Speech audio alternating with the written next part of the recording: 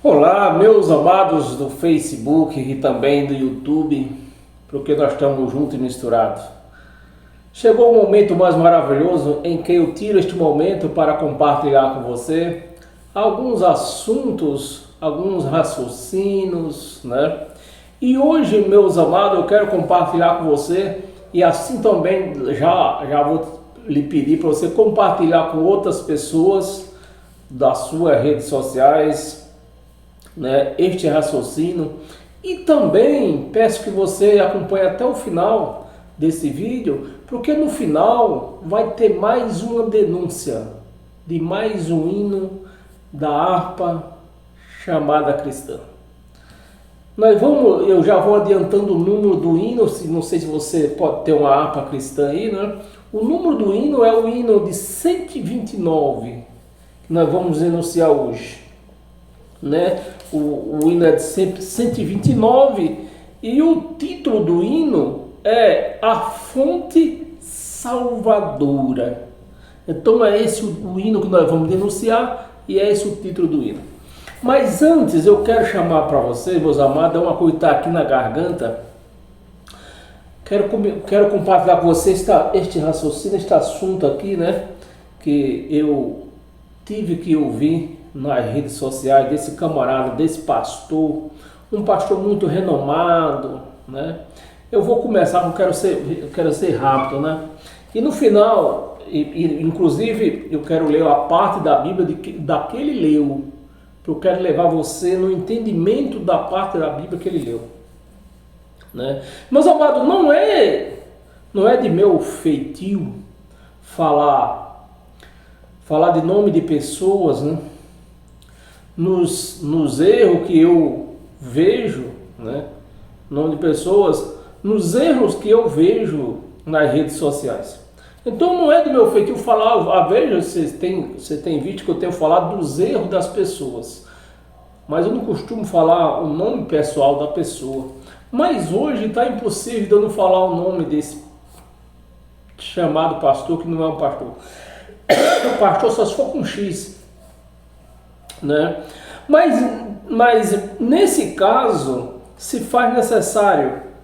Tem um pregador aí que eu me recuso até de chamar ele de pastor, né? Tem um pregador aí que não dá nem para chamá-lo de pastor, só se for pastor alemão.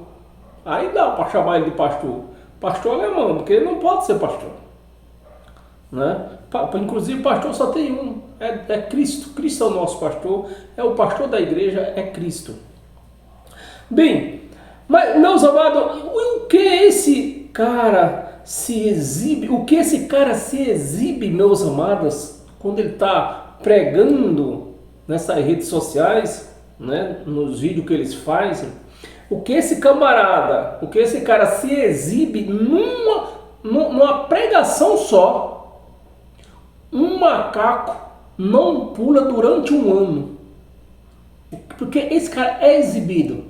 Por que ele é exibido desse jeito? Porque ele se gaba que fez curso de teologia, né? E hoje ele dá aula de teologia aos pastores da igreja dele. Então ele faz os pastores deles ficar de cabeça baixa, né? Na pregação, o que ele se exibe numa pregação, o macaco não pula no ano. Ele fala mal dos seus próprios colegas pastores e dos próprios membros da igreja. Ele fala mal, se aproveitando do curso de teologia que ele fez. Ou seja, ele está apoiado em sabedoria humana e não de Cristo, e não do Espírito Santo. Eu estou falando do pregador Osiel, da igreja Assembleia de Zeus. Não pode falar o nome todo não. O pastor Osiel, da Assembleia de Zeus, ele se apoia em sabedoria dos homens e fica se gabando que a teologia ele se gabando da teologia, que ele usa até lousa para dar aula para os pastores da igreja, né? E põe os pastores debaixo dos pés dele, só porque fez curso de teologia. Não sabe ele a distância que ele está de Deus, ele nem imagina. Quanto mais o camarada faz estudo de teologia, mais afastado fica da sabedoria de Deus, porque a sabedoria de Deus não está em homem, não está em livro, está no Espírito de Deus, no Espírito Santo, que ele não tem. E usa lousa para se exibir, né? Os comparsas dele fica cabisbaixo diante das exibições dele. Chega a ganhar, ele chega a ganhar, eu escrevi aqui, né? Ele chega a ganhar de Silas mala feia, de Silas mala sem alça, que é outro cara exibido, o Silas mala sem alça, e por incrível que pareça, todos da Assembleia de Deus.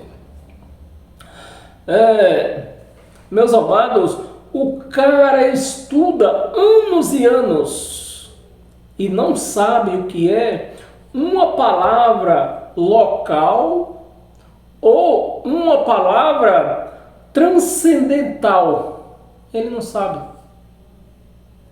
Não sabe. Porque para falar o que ele falou aqui, nós vamos ler neste instante o que ele falou, o que ele pregou para milhares de pessoas. Não sabe o que é um adjetivo e outras coisas da Bíblia que ele não sabe também. O cara que dá curso de teologia para os pastores da igreja, né? E muitas outras coisas que eles não sabem. Vejo que esse pregador renomado dá curso de teologia e tudo para os seus companheiros. Para os seus companheiros. Para os seus companheiros. Ele dá por vários lugares, ele vai em vários lugares dar curso para os companheiros dele, os pastores, né? Com esse negócio de profeta, de profecia, é uma afronta que ele faz, né? E é uma afronta a Deus, que ele faz a Deus, eu digo, né? É uma afronta que ele faz a Deus, porque as profecias acabou no apóstolo João. Acabou. Então não existe profecia. Vê o que ele leu lá. Vamos ler um pedaço do que ele leu, né? O que ele leu aqui, o assunto em que ele penetrou aqui, é um assunto muito longo, que vem desde trás. Por isso que eu sempre falo para as pessoas, o camarada lê um versículo ou dois versículos isolados e quer fazer da teologia daqueles dois versículos isolados, daqueles texto ou contexto que eles lê para a igreja que não entende de nada. Aí ali eles manobram a igreja para onde eles quiserem, viram um cabresto com aquilo lá, porque eles tiram um contexto ou um texto isolado da Bíblia e prega. E o que ele estava pregando? Ele pregou esses 4 versículos aqui, né? Ele pregou 2 de Coríntios, logo da onde que ele pregou. Então, se o cara não entende nada da Bíblia, vê um pastor pregando 2 de Coríntios, aí o que é que diz? Não, esse cara prega graça mesmo, esse cara prega graça. Não diz que aqui não prega graça, ou o pastor pregando 2 de Coríntios. Mas vê o entendimento dele. Vou começar do capítulo 1, do capítulo 4, né? Vou ler 4 versículos. Só para você entrar no entendimento, para nós entrarmos no entendimento.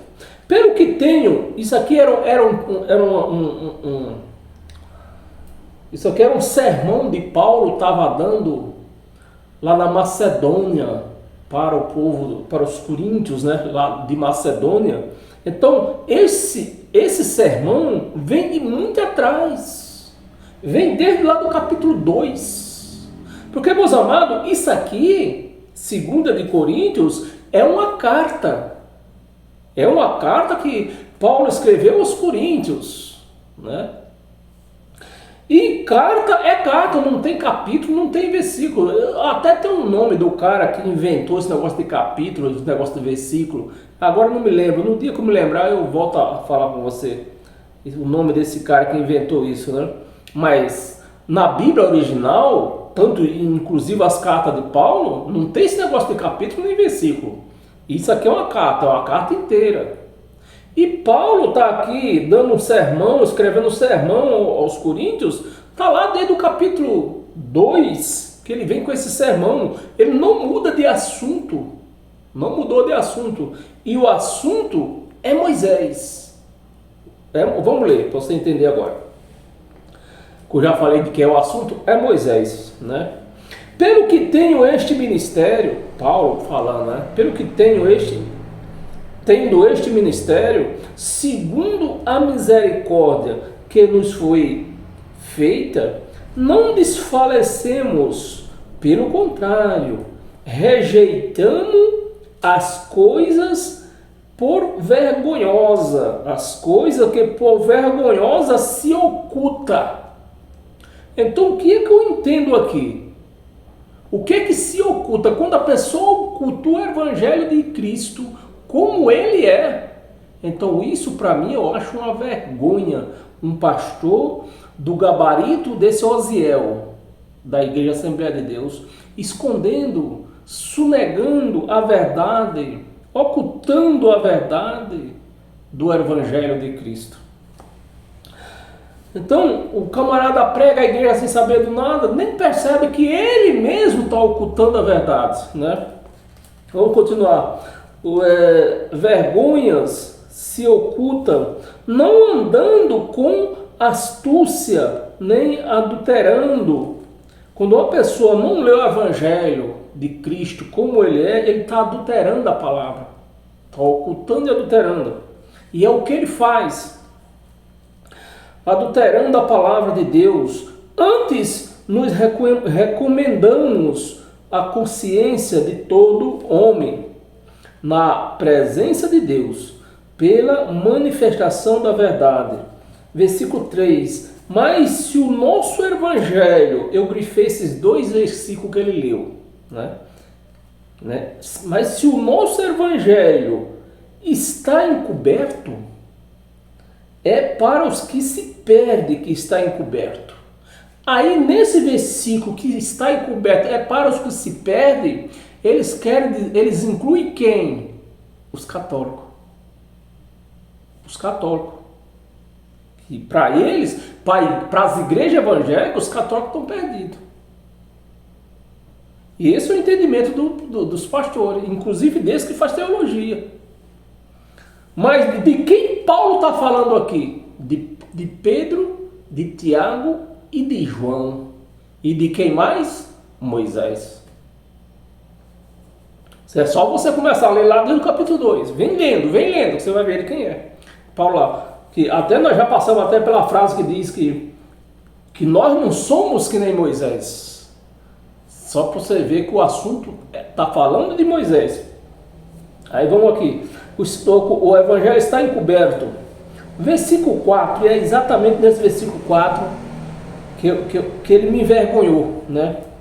Nos quais o Deus deste século, aí ele perguntou bem alto para os pastores, vários pastores que estavam sentados lá em cima do lugar chamado altar, que não é altar, é um picadeiro, né? Ele perguntou para eles responderem, né? E quem é o Deus desse mundo? Aí responderam, Satanás. Mas o Deus desse mundo, o Deus desse século, desse mundo não, deste século, né? Ele fez os pastores responder, né? E aí, quem é o Deus desse século? E os pastores responderam para fazer a vontade dele, né? Que tem que, se não responder do jeito que ele quer, é Satanás, o Deus desse século. Mas que século está aqui? Quem é que está falando isso aqui? Paulo. Que século? No primeiro século cristão e não hoje. Então, Paulo já falou lá atrás que o Deus desse século, daquele século que ele vivia, era Moisés. Mas eles aqui pegam esse versículo isolado, esquece que os textos disso aqui tá lá para trás já, né? Aí eles dizem que o Deus traz para os dias de hoje, né? Que essa foi a pergunta dele. Perguntou para os pastores: quem é o Deus desses séculos? Deste século? E quem é o Deus desse século? E os pastores responderam: Satanás. Mas o Deus desse século, do século de Paulo, não do hoje, quem era o Deus daquele século? Moisés. Era Moisés, porque estava na lei. Então, quem ministrava a lei daquele século ainda? Moisés. Então, o Deus daquele século era Moisés. Inclusive está aqui, ó, nos quais o Deus com D minúsculo, então tão logo não se está falando do Deus Todo-Poderoso, está falando do Deus, Filho do Deus Todo-Poderoso, porque Deus é com D maiúsculo, né? E deuses que somos nós, são os filhos, é com D minúsculo.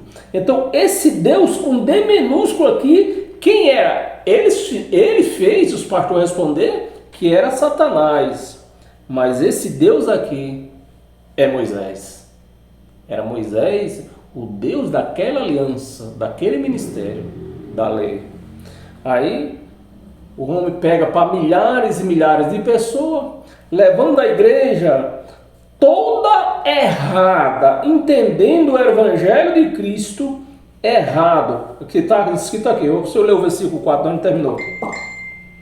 Nos quais o Deus desse século, ele falou como fosse hoje, mas a palavra está falando, quem falou isso aqui foi Paulo. Então o Deus desse século não é esse século que nós estamos, é no século de Paulo que eles viviam, né, onde vivia lei e graça se cruzando. Então era o século de Paulo, e quem era o Deus daquele século era Moisés. Aí ele disse assim, o Deus do século cegou o entendimento dos incrédulos. Aí quando fala o entendimento dos incrédulos, leva a quem? A pessoa que não é crente. Se não é crente, é quem? Católico. Se não é crente, é católico. Se não frequenta a igreja evangélica, é católico. Aí para encerrar aqui, ainda no versículo 4, para que eles não resplandeça a luz do evangelho de Cristo. Então, o que é que fez? Moisés, com a lei, cegou o entendimento daquele povo daquele século, né? E de todo o ministério dele, para que eles, a luz do evangelho, não resplandecesse na mente daquele povo, né? Aí está a charada que ele prega lá. Todos os pastores pregam isso aí. Quando fala o Deus desse século, ele já traz para o século de hoje, né? E diz que é Satanás. Para começar, Satanás não existe. Eu já estou cansado de explicar quem é Satanás. Não é um ser espiritual, é uma palavra, é um adjetivo, né? O Deus desse século cegou para que não veja a luz do evangelho da glória de Cristo, qual é a imagem de Deus. Agora, de Deus, esse Deus aqui é Deus, é com D maiúsculo, até é Deus mesmo, né? Mas esse Deus aqui, lá atrás, é Deus com D minúsculo. Então, era Moisés que ministrava a nova aliança. Então, meus amados, se não ler o evangelho com a mente iluminada, você leva milhões e milhões de crentes da igreja de Cristo toda para o erro, né? Toda para o erro. Então nós já lemos lá. Isso é uma vergonha. Isso sim é uma vergonha. Quando se oculta a verdade do evangelho para que a igreja, a luz do evangelho, não resplandeça para a igreja. Uma pessoa que estudou com o objetivo de ajudar e edificar a igreja, mas com um ensinamento desse, em vez de edificar, derruba a igreja. Então, meus amados, vamos para o hino agora. Vamos para o hino agora. Vamos ler o hino. Nós vamos ler o hino. Nós não vamos cantar o hino. Nós vamos ler com a mente ligada, com raciocínio ligado. Vamos ler o hino. O hino é esse aqui, ó.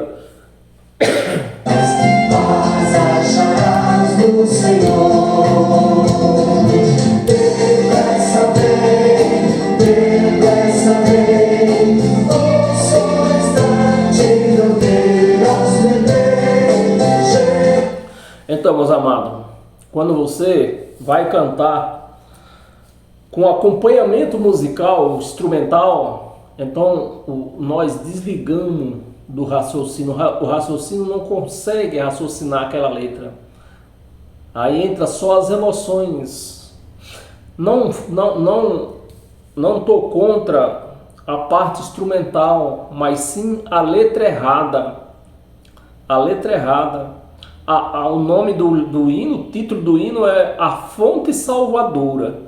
Agora vamos ler o hino. Vê se está com a sua harpa aberta aí. Bem, já começa estourando, chutando o pau da barraca, né? O pecador vem à fonte. O pecador vem à fonte. Com o teu fardo pesado. Esse pecador vem à fonte. Então, no entendimento da pessoa que escreveu esse hino e no entendimento dos evangélicos que canta, essa fonte é o batismo nas águas. Eu vou ler e explicar direitinho como é que funciona. É o batismo nas águas. O pecador vem à fonte, né? Então, se o camarada é pecador, o sangue de Cristo não o santificou, não o consagrou, não fez nada, não serviu para nada. O sangue de Cristo não serviu para nada. O pecador vem à fonte com o teu fardo de dor, vem sepultá-lo nas águas. Olha aí, é a piscina ou não é a fonte que está representando aqui? Esse nome, vem à fonte, é o que? As águas da piscina, o batismo. Mas nós sabemos, nós da graça sabemos que batismo só existe um, na cruz, no sangue. Água não batiza, não lava ninguém, não limpa, não consagra ninguém. Com o seu fardo de dor, vem sepultá-lo nas águas. Olha, esse hino é quase todo errado. Quase todo errado, né? E com essa letra, uma letra dessa que eles querem adorar a Deus, com a letra dessa, né? Sepultá-lo nas águas. Então nossos pecados foi na cruz, e foi na cruz que fomos batizados, e foi na cruz que nós fomos lavados, foi na cruz que nós fomos consagrados, foi na cruz que nós fomos santificados, e não em água. Então isso aqui é um chute no balde. Sepultá-los nas águas, paz acharás no Senhor. Então só acha paz se for sepultado nas águas. O sangue, serviu para nada. Aí vem o coro: depressa vem, vem depressa, depressa vem, depressa vem. Um só instante, não queiras perder. Jesus espera salvar-te. Jesus espera salvar-te. Quem nos salvou não foi Jesus. Jesus salvou, eu estou cansado de falar, Jesus salvou os judeus da lei. Salvou da lei. Porque quem é de Cristo já veio salvo a esse mundo. Então essa letra desse hino está toda errada. Toda errada. Espera-te salvar-te. Merece para ti ele tem. Mercê para ti ele tem. Verso 2. Como estais? Vem a fonte, vem a piscina, vem as águas, vem a fonte. Como estais? Vem a fonte. Jesus esperando está. Então, quem está nos esperando, ou aliás, não é Ele que está esperando, é nós que estamos esperando, é Cristo. Nós estamos esperando Cristo nos chamar e nos levar. Mas ele não sabe discernir, ele não tem um mínimo de discernição, ele não sabe discernir o que é Jesus e o que é Cristo. Jesus está te esperando. A tua alma machucada, Deus não quer nem saber de alma, porque a alma vem através do sangue, é vida da carne, né? A alma é sangue, é vida da carne, do corpo, que quando esse corpo tombar, a vida que estava nessa carne, ela tomba também, que é a alma, é o sangue. Sangue não entra no céu. O que entra no céu é espírito, espírito não tem sangue. A tua alma machucada, alva e pura será. Será ainda, tem essa dúvida ainda, né? Além de ser Jesus que eles esperam, ainda tem essa dúvida, que a palavra será é uma palavra de dúvida. O Salvador não despreza quem arrependido crê. Quem arrependido crê.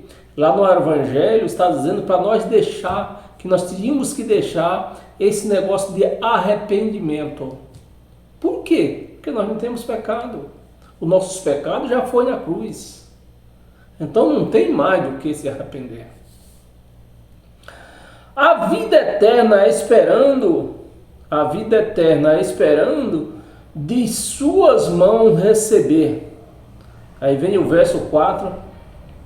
Vem ser curado na fonte, na água. Água não cura ninguém, meus amados. Água não cura ninguém. Pode ter curado no passado, quando era um ministério físico de Moisés, como Naamã, né? Mas isso era quando existia um ministério físico. Pode ter acontecido, mas hoje, nesse ministério que nós estamos hoje, do Espírito Santo, água não cura ninguém. Vem ser curado na fonte. Jesus na paz te quer dar. Jesus a paz te quer dar. Essa paz, tem que falar tudo direitinho, né? Essa paz foi o que ele fez entre gentio e judeu. Vi que tinha essa discórdia, existia uma discórdia entre judeus e gentio. Então a paz já foi feita. Ele não quer dar, ele já fez. Então esse título, essa versinho aqui é um verso negando o próprio Jesus. Vem humilhado e contrito. Vem humilhado e contrito a tua alma purificar. Alma purificar. Alma é a mesma coisa de carne, meus amados. A alma é sangue. Sangue não entra no céu. Então esse é a nossa denúncia do hino da harpa cristã, chamada cristã, que de cristã não tem nada, o hino de 129. E teve o nosso raciocínio. Então, meus amados, isso é o que eu tinha para compartilhar com você na data de hoje. Amém? Então, até o próximo encontro. Paz eterna a todos vocês e que vocês sejam todos abençoados pela graça de Cristo. Amém? E até o próximo encontro. Amanhã. O nosso próximo encontro está marcado para amanhã, tá? Amanhã tem a pregação, o religioso e o desengrejado. Amanhã. o religioso e o desegrejado. Amanhã. O horário eu não sei ainda. Amém? Até lá, pela graça de Cristo.